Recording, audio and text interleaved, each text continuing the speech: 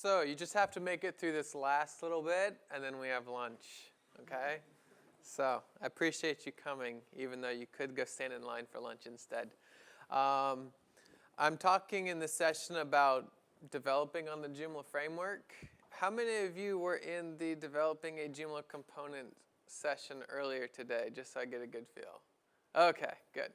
So you know the format here. I don't want to stand up and run around and just talk to you. I want to talk with you, and I want to get feedback throughout the session. So don't be shy. Just let me know if you have a question. Raise your hand, and let's carry this more as a discussion than it is me talking to you the whole time. Because of the format of this particular session, and because of the detail that I'd like to get into, I'm going to make it very easy on you from a slides perspective. Are you ready? This is it. This is our one slide, okay? I'm not going to be pushing slide buttons the entire time. These are the items that I want to talk to you a bit about today. And I want to get a feel for what your level of familiarity is with some of these items. So I'm going to ask questions, and I would really, really appreciate it if you would answer. And don't be shy about it. Let's just carry on a conversation and help me learn something new today, okay? So how many of you are familiar with the Joomla Framework, the concept? Okay? A handful of you. Okay. How many of you are familiar with the Joomla CMS? Okay, come on. Everybody, right? Okay, so the Joomla Framework came about originally as the Joomla platform. And the concept was we have a core underlying set of library classes, files with a bunch of functions in them, that we're building the CMS on top of. What if we take that platform of classes and we separate them out so that you can build other things on top of it? And it was called the platform at the time, and it was pretty revolutionary. It was pretty cutting edge with what we were doing. As technologies changed and as new tools became available, it was decided maybe that's not the best way to do it because it was too fractured from the CMS and this platform. And so recently those were merged back together. So the platform and the CMS are kind of managed by the same set of people now, and the platform development on its own is not moving forward at a different pace. It's part of the CMS system. But that doesn't mean we wanted to get rid of that concept of a separate tool that we could develop on. And so we've been working on and we're creating the Joomla Framework as that other option. It is not the tool that the CMS is built on. The Joomla Framework is some of the same code base as what the platform was, and a whole lot of new code. And the ideas behind what we're doing with the framework take advantage of some of these current trends in technology, in rapid application development, those types of tools. How many of you are familiar with Composer? Not the musical element, but the coding element. Okay. So, how about Packagist? Since I only have about 2 that are familiar with Composer, I'm guessing I might have 2, maybe 3 that are familiar with Packagist. Right. So Packagist is an easy way to browse the available packages that are available. Okay, so let me give you a little bit of background then on what Composer is. What we have with Composer is the opportunity to define a set of packages that I want to include in a project. And then Composer will download all the appropriate files for me based on what I define, and then include that in my project. So if you're familiar with a Linux environment where you would do, say, yum install something or apt-get install something, how many of you are familiar with that concept? Okay. Composer is much the same way for your PHP project. That's really the heart of it. That's all there is to it. It's not something to be a little bit nervous, scared by, it's something that you can use. It's really easy to use, and it really allows you to take advantage of a lot of things because you have vendors. And vendors are basically a fancy way of saying someone that has created some code that they're making available. Okay, so we call them a vendor, but in essence, it's just someone that has created some code and they've made it available through Composer that you can use in your project. And the benefits of that. So the benefits of having this Composer-based structure is that, okay, you might write an amazing session package, a set of classes and functions and files related to session management. Rather than me writing out a session management system for my component, I'm going to use Composer to include your package in my application. It's a fantastic tool for sharing packages, and it standardizes the code base somewhat. So we use things like namespacing.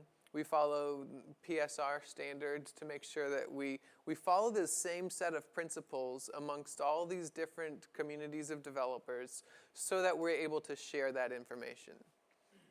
The Joomla framework is made up of a pile of packages, just a whole bunch of these individual packages. And so we have file systems. We have some really amazing social media packages that you can include. In fact, that's one of the main things that the Joomla framework has that other frameworks maybe aren't as strong on. And so that's a benefit to using the Joomla framework over another framework. And some of them are using ours or will be using ours because of that. We have one of the strongest GitHub-based coverages, API coverages, in our package in the framework over what others have. So the framework, you're starting to understand, is a bunch of files, bunch of packages that make up that I can use to develop an application. One of the things that I often get asked is, why would you use Joomla to build an application? And it's pretty easy for me. I started my development stuff with Mambo, like I told you in the earlier session today. So I have learned and grown in my coding abilities alongside Joomla. And as Joomla has changed and grown, I've changed and grown as well. But all along, my experience has been with the Joomla code base. So I am extremely familiar at this point with how Joomla functions and how it works and the reasons why things are structured the way they are. So if I want to create an application completely from scratch for a client in some random field, the fastest way for me to do that is to use tools that I already know. And if I already know how to write a component on Joomla using my database get query and list object, list, those tools that I'm already familiar and comfortable writing in, if I can build an application using those same tools, it really makes the most sense. Instead of me having to go and learn CodeIgniter, which I know, or Yi, or Symfony, or some other framework and have to start from scratch in my learning, instead I can use a tool that I already am fairly comfortable with. Does that make sense? So I assume that's why you're here, is because you want to be able to use the knowledge that you already have in a new way. So that's what the framework allows you to do. And if we look real quick, let's see here. Can everyone see that okay? The screen's a little bit shrunk. This is a work in progress that I'm doing for a client. This is a framework-based application. So in this case, what we have is a client in the United States that tracks waste management systems, so trash pickup, basically, okay? And so he wants to track all of his clients, and they manage drivers that have routes, and they follow those routes, and they pick up trash. Okay, so a client could log in, and they can actually see all of their locations. They can see any messages that are at those locations, and they can add a message if there's a problem. And then they have a map location of it. You can see all the containers that are at the location. So basically, all I want to show you here is that you can create very robust applications on the Joomla framework that have zero to do with the CMS. There is no CMS code anywhere in this system. It's all completely written out as an application on the framework, okay? And you notice here that I'm using Bootstrap because I don't have to worry about some of the design elements as a result of that. I included the Bootstrap package in my composer list. And I'm going to show you the composer list in a second here so you get an idea. Okay. Here's another example of a framework-based application. So here what I did was I tied in with Google API, and I also tied in with, let's see what else. It's got Google Photo, Google Plus. So I can actually pull in images from an event that I've been at. So I put this together just as the way, actually, completely honest, I don't really use this much. I wrote it more as here's something I can do, and plus I wanted to show my parents a little bit of where the couple places I had been this year so far. And so I put this together really quick as a framework-based application. But the whole thing is built on the Joomla framework. And once again, you can tell just by looking that it looks radically different from just the previous example, and again, looks nothing like the CMS. So really, I want to stress that the Joomla framework allows you to create very robust applications with an enormous amount of variety in what you're creating, and they don't have to look anything like anything else that you've seen.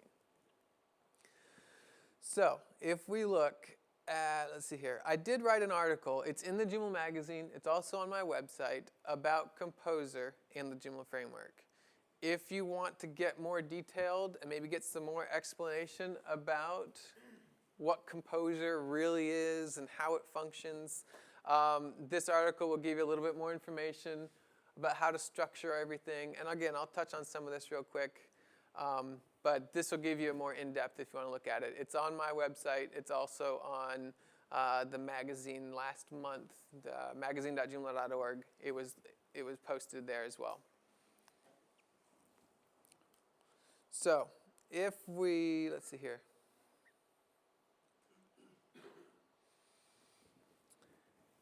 In GitHub, at my name, DB Hurley, there's a framework app repo. This repo gives you a sample application. There's nothing really in it. It's really basic, and I'll show you exactly what's in it. You download it, you walk through a couple steps, you get this. Okay? You got it installed. Congratulations. You can set up your database, put in information, and then you've got a sample page that you can look at.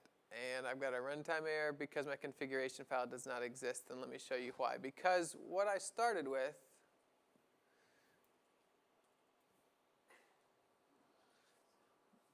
is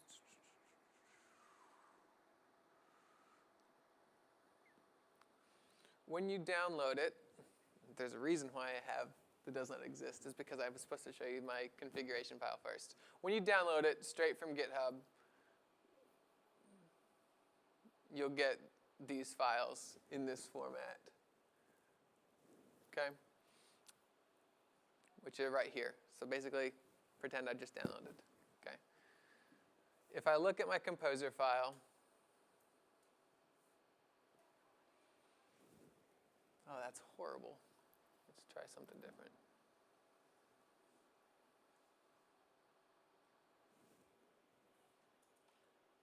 Okay, so in my Composer file, what I have is a basic structure that says the name, description, the keywords, homepage. This is all my own information. This can be anything that you want it to be up here at the top. In my requires section, this is where I define what packages I want to include. So I'm including that I need to have PHP. This is a requirement. It's not going to download it. It's going to check to make sure that they have that on their system. Okay?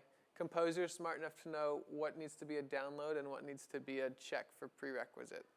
Okay, I also am including the Joomla framework, and I'm telling it what branch to include. I'm also wanting the Symfony because they have a nice HTTP foundation class. And then I'm using Twig for my template rendering. And then I'm including Bootstrap. I'm also requiring a couple other things in development mode purely for error handling. That's what the whoops is. And then I'm also running a script, app setup, install script, post install. So after Composer checks and downloads all my files, it's then going to run my post install script. Okay, so again, all this is stuff that I put in here because I wanted it to do something. So now if I look at that path, app, setup, install script, post install,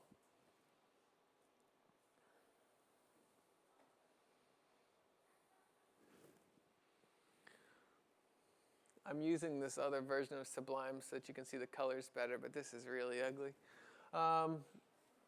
My post install function is basically going to check to see if I have a config file that exists. And if it doesn't exist, then it copies the distributed config file into the config file .json. Okay. Next, it's going to check to make sure that I have an assets directory in my www folder. So in the last session, somebody asked me, how do I make sure that things are secure between my public repository and stuff that I don't want the public to be able to easily access? In this case, what we have in the sample application is you'll notice I have a www folder and everything else is above that. So my entire functions, all of my entire component system, my application lives outside the www. So when I would set up a web root or an htaccess file, this is all that lives in the public realm. This is all that they have access to. I feel 100% secure that they won't get to anything in this system because all they have access to is my assets with themes and index file. Everything else is outside the public root. Okay? So during my install script, I'm setting up an assets folder. And then what I do is I symlink, and again, you don't have to do this. This is purely stuff that I did in the sample application, but I thought that it might be something a lot of people would want to use as a base, so you can download this and use it and build on it. The whole goal is that you build your own, and you can use a tool like this to get you started. So basically, I symlinked my Bootstrap images, my JavaScript, and my CSS from the vendor package, which is outside of my web root, into the web root. Does that make sense? Is everyone familiar with what I'm doing there with a symlink? Okay. What I want to do is I don't want to move the files from my vendor package. So inside vendor, oops, wrong one, sorry. I have a Twitter, Bootstrap, and here's where it's downloaded it. Composer downloaded all this. Okay, so when Composer, if I look on the web install here, and I go under, okay, you see that I don't even have a vendors folder, right? Composer creates the vendors folder and adds all of that functionality in there.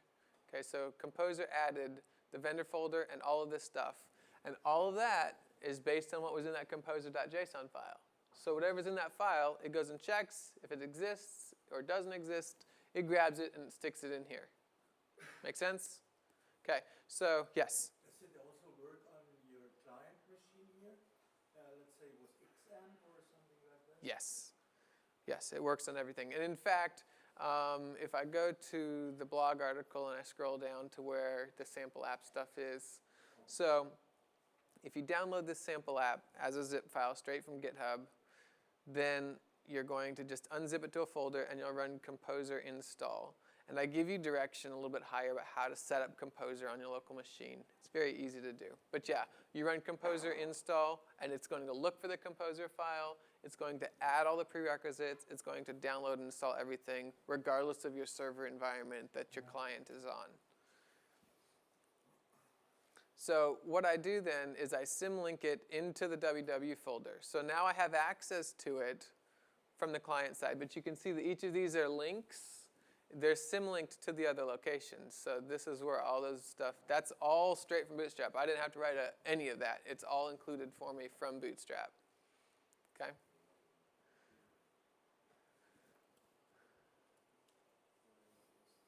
So that's all I'm doing in the post install there. And that, again, was part of my Composer file. So download everything, symlink it up, and then what I'm going to do here is I'll go into my app, into the config folder, and I'm just going to manually change that.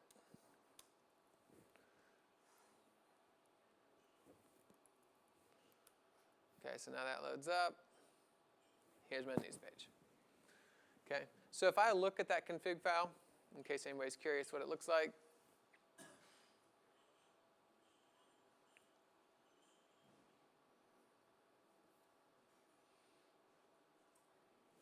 that's all it has in it. It's got my database information. It's got what my renderer type is going to be. It's got what theme I'm using. And then it's got some system unit stuff and what language I want to use. Again, I created the config.json. You don't have to have it. Okay, so none of this that I'm showing you right here is a required field format information. I just made it all up. I thought this is stuff that I'm going to need. I need to put this somewhere. I'm going to create a config file. Again, I'm thinking Joomla, I'm used to Joomla component stuff. That's configuration.php. JSON is usually a more usable format, and it's easy to structure things in. So I created a config.json. I added stuff information so I could connect to a database. You choose your driver type. And again, because you're using the framework-based applications, you have access to, including other packages with other driver types in it. You don't have to use a Twig renderer. I actually had to try to become more knowledgeable about Twig through using the framework because I wanted to force myself to use something different. Typically in Joomla, it's just a PHP renderer that we're doing, right? But you've got Smarty stuff, and you've got a lot of template rendering options. I chose Twig as the one that I wanted to try to work with in this case. Mustache is another common one. And then the theme, I just made that up. I thought, you know what, I'm going to put a theme in here so that if I wanted to at some point later, I could create a new theme, and I can just simply tell this part here in my app, I want to use a different theme. And it goes and pulls it out. And I'll show you where that gets used if I've got time in a little bit. So that's what goes in my config file. If I go back to the home page, and I have set up my database. Okay, so that's all the same information. I can install sample data. So this data is getting pulled directly from my database. And if we wanted to see that,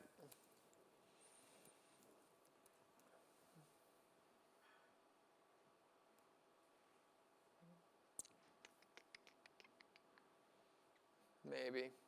There we go. There. Got one table. App news. First article, second article, third article.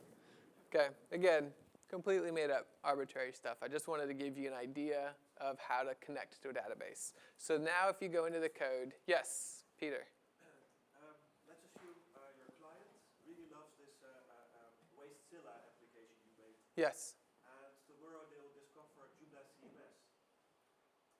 Is it possible to port applications to Joomla CMS, like make them components, or would you take another approach? That's a great question. So the question was, okay, so we introduce people to Joomla through a framework-based application. Can I then change my framework-based application and make it a component in Joomla? And the answer is absolutely yes. Most of the coding practices that you would follow in a framework application are viable in the Joomla CMS. Some of it's more cutting edge, but little things that we've been doing lately in the Joomla CMS, like incorporating namespacing, incorporating PSR0, which is one of the things I mentioned earlier this morning, those types of opportunities or options give you the opportunity to write your code so that you can use it in two environments. In fact, one of the things that I'm working on to hopefully announce at the World Conference, so this is an inside information, only for you guys. Hopefully we'll have a demonstration of an app that's a fully standalone, complete Joomla framework-based application that you can just download the application, set it up on any server, but if you wanted to, you could take the same zip file and you could push the install button on the Joomla CMS and it auto-installs as a component instead. at the same time, using the same set of library classes. Because I see that's something that people are going to want to be able to do. And so it's not been done. It's something that, because we don't want to just include a massive component, a massive separate system inside Joomla. That's cheating. That's not really actually creating a component. We want something that seamlessly works as either option. So if you have opportunity to attend the World Conference, definitely come. So, good question. I hope that answers it. Yes, you can use a lot of the same format. In fact, I wrote Creamery, a CRM, Customer Relations Management System, as a component for Joomla, but also have Cobalt CRM, which is a standalone application. And it's the same base structure. It's got, I mean, at this point, it's got some massive differences between the two options. But that's what we're working on integrating back into a single option. But yes, it's quite possible to use your same code structure. Again, it's one of the benefits, right, of developing with the Joomla Framework or Joomla CMS, is you use the same code base. So you use your same knowledge. You're not replicating or duplicating your efforts. So basically, you can download this and set it up and install it and have the framework running like this. You can see, if you go into the structure of the app file, you can see how I have controllers, models, my router, tables, templates, and view. Because I'm using Twig as a renderer, in my view, I simply have my view model / controller type deal. These basically are just routing things correctly. My template file is where all of my Twig-based stuff would live, and this is where all of my .twig files are. Rather than me randomly picking stuff out, I would really like to see what questions you have that I can answer about the Joomla framework or about this sample application that maybe I can show you or that you would like to see. I think it'd be easier that way. Does anyone have any questions on anything about the Joomla framework? Yes? Plan to have a renderer package inside the Joomla framework? Yes. So why are you using Twig? In this case, like I was mentioning earlier, so the question was why did I choose to use Twig in this package? Because I'm very familiar with many of the other systems, I'm not as familiar with Twig. I wanted to use this as a learning experience. Plus, Twig is a really commonly recognized templating engine, and I thought it's a great way to demonstrate that Joomla is quite capable of using another rendering system besides just a PHP or maybe a Smarty template or something like that, but to demonstrate that you can use any rendering engine you want. We're working on a new issue tracker in Joomla, and it's built on the framework. And in that they're using some Twig, but they're also using a lot of Mustache, which, are you guys familiar with that as a rendering engine? It's just another option. So, yeah, I mean, I guess there's a little bit of personal preference, and because it's a commonly used one outside of Joomla. Any other questions? Everyone can develop a framework application. That's awesome.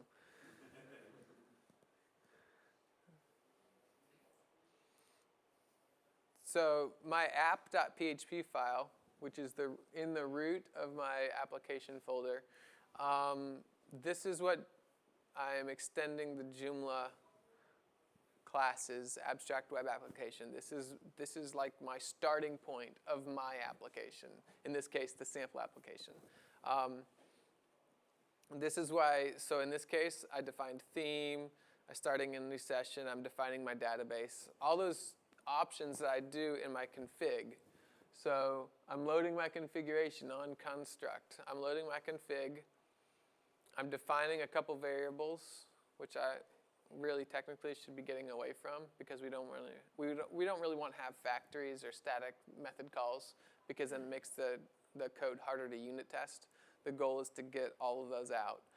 But at this point, we have them in there because it's still a bit of a crutch because we're in that transition stage still. The framework is tagged at 1.0 alpha at the moment, and we hope to be releasing the beta really soon here. At this point, I'd recommend it's definitely worth being able to do things with. So I'm defining paths. The beauty of writing a framework-based application is the choice is really yours. You get to create what it looks like. You get to create what it does. And you really have the freedom of choice to define everything about it. And I say that's the beauty of it, but it can also be the problem with it, especially when you're just getting started. Because the first thing you want to do is know what you're supposed to write. Well, what is it supposed to look like? Well, there's no set requirement that it has to look like anything. It's anything that you want. And so the same benefit can also be a major problem because you don't know where to start. So that's why I created a sample app like this, so that you've got something to at least start from. I do not claim that everything here is best practices. I absolutely do not, because like I told you earlier, I learn every day something new. And I've seen things just in the last week that I want to change in the sample app. So I'll be pushing a couple of different changes up to it because it's a process. It's always a process of growing, learning more, changing what we have. We never reach that point where it's like, you know what? Done. Perfect. Life's over. So do executes the function that I'm running to render everything out. This is where I'm adding my routing. An interesting fact, in framework-based applications, you've got a couple different options. I did a lot of study on how to handle routing. Because in Joomla, you know, I'm sure most of you are familiar with how Joomla does routing. That's not typically how it's done in a lot of other systems. A lot of systems also still declare static routing. And I'm really torn on that because you have static routing, but you can also have dynamic routes so that you don't have to write every single route out. There's benefits to both sides. If you have dynamic routing, it becomes very easy to not know what's happening because it's just being done for you and you lose track of it. With static routing, I mean you define this links to this, this links to this for every single possible combination. That's extremely time consuming, it's an extremely big file, but the end result is you know exactly what everything is linking to, and there's no chance for lazy dynamic, you have no idea what it's doing, and then you have to try to break it with an exception because you don't need it to do that in a specific case. So there's pros and cons to both sides. In the sample application, if you were to download it and look at it, we have a semi-static dynamic routing situation set up. And from what you can see here, you can see that I define on the left-hand side the URL, what's going to show in the bar, dashboard, but I cheated as well. I used a colon, task, colon, ID to make a dynamic variable call as well. So that in my router file, I know that whatever comes after dashboard is going to be the task. Whatever comes after news is going to be the task. And if I have an ID, that's what's stuck on the end there. So it's dynamic in that sense, but I'm also statically declaring it here and linking it to the proper controller. Okay, so in my controllers,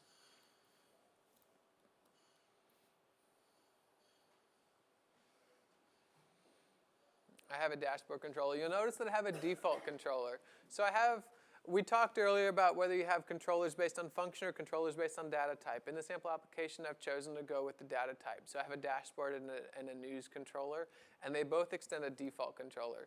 So if I look at the dashboard controller, you'll see I'm extending my default controller, which is my own. And then in my dashboard controller, at this point, I really only have one function, which is to update the database. So, you know, the modal button at the bottom, you click that, pops up with the modal window, you enter your information, you save it, it runs this function. You'll notice it's wrapped in a try and a catch because you always want to try and catch things. You want to catch your errors and display them correctly. You don't want to just dump out on the page. Okay, and if I look at my default controller, this one is extending an abstract controller, which is located in the framework. So the default controller extends the framework. So does that make sense how that process flow goes? I took the framework, I extended it with a default, and then I'm extending my default with all of the controllers within my own function. Okay, so then in here I have just an execute function. Okay. So my default controller is going to have one function that's to execute, and you can see that basically it's switching through my views and my layouts. So I'm rendering out my view and my layout. I'm using a couple little tricky things to grab the correct view and the format, whether I want to do a raw, whether I want to do it with like a JSON feed, however I want to get my data back. And that's another beauty of the framework. What I'm showing you today, I'm out of time, and it's Max's fault. What I wanted to show you was some web-based applications, because that's what we're most familiar with, right? Because we use Joomla CMS, and everything is done on the web with a nice little pretty user interface. But Joomla Framework is so much more powerful than that, because you can build command line only applications. And I've written some, and you can actually see them in the Joomla repository. If you go to github.com/Joomla, it's called JAX for Joomla Application Control Scripts. Basically, this is a really cool tool, and if you have some time, go look at it. It's pretty neat. What you can do is from your command line on your local machine, you can issue a command, and it will do that, whatever action you have set up in your scripts on your local servers. So I actually have it set up here so that you could actually run a command against a group and say, take all sites offline in group 22. And every site on the web that falls in what you have defined as group 22 will go immediately into offline mode. So if you have an emergency situation, you can take them all offline right from your command line. You don't have to log into each one on the admin panel and click, site offline, save, close, next site, save, close. You can do it all from your command line. And I wrote a sample one of these. I highly recommend Akiba's backup solution, but just for a use case scenario, I created one called Backup Site. So from the command line, you can run a command, and what it'll do is it'll log into your remote server, it'll back up the database, it'll then zip that along with all your files into a zip file and provide that link to you, and you can download it to your local machine. So you can do all this stuff from the command line. You don't have to use a web interface at all, and all of that is built using the Joomla framework. In this case, it's a little bit of a in-between Joomla framework and the Joomla CMS because I'm mixing the two of them.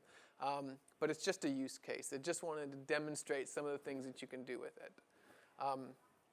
So when you think of developing your next application, I highly recommend that you look at using a rapid application development framework and look at using Joomla because you'll be able to reuse your knowledge.